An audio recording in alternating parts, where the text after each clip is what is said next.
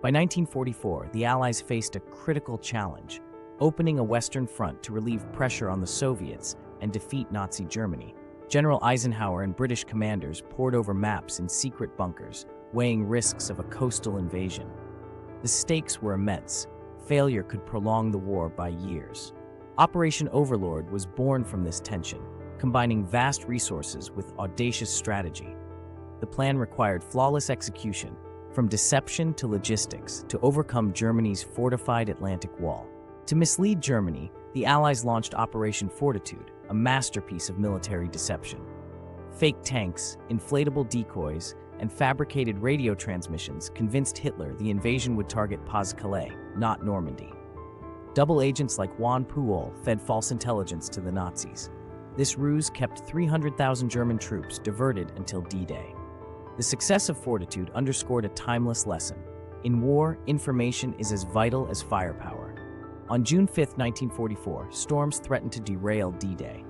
Meteorologist James Stagg warned Eisenhower of a narrow 36-hour window of calm. After agonizing deliberation, Eisenhower scribbled OK on the invasion order, gambling on Stagg's forecast. This decision showcased leadership under pressure. Delay risked losing secrecy, but proceeding in bad weather could doom the landings. The fleet sailed into turbulent seas, trusting in a fragile break in the clouds. Hours before dawn, 24,000 Allied paratroopers descended into Normandy's darkness. Their mission: secure bridges and roads to prevent German reinforcements. Chaos ensued. Strong winds scattered units miles from their targets. Yet, this disarray confused German defenders.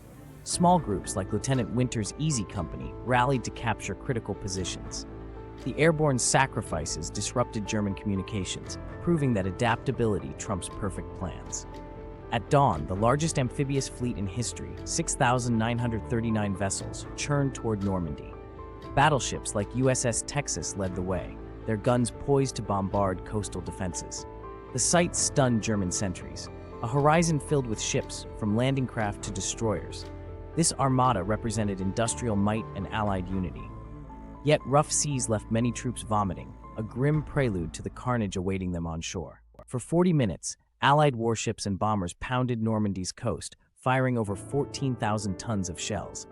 The goal: destroy German bunkers and razor-wire obstacles.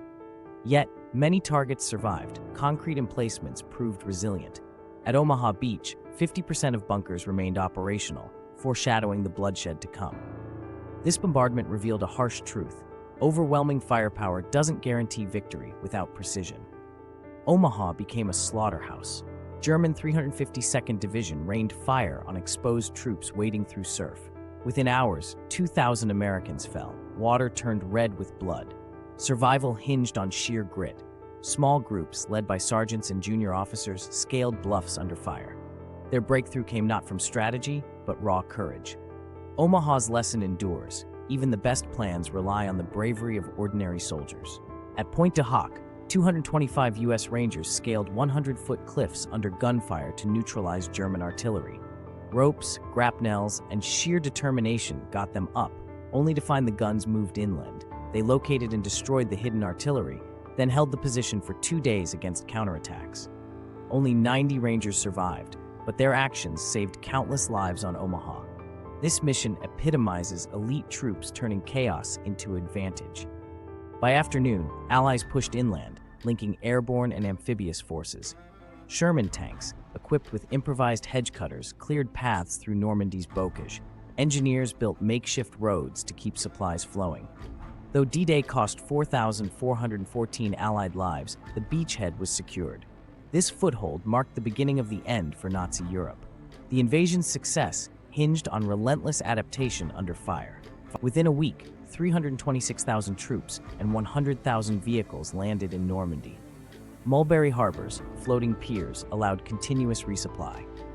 The Allies' next challenge: breaking out of the hedgerows toward Paris. D-Day's legacy isn't just strategic brilliance, it's a testament to coalition warfare and individual sacrifice. As Eisenhower later reflected, the only thing that mattered was getting ashore. Staying there wasn't even considered.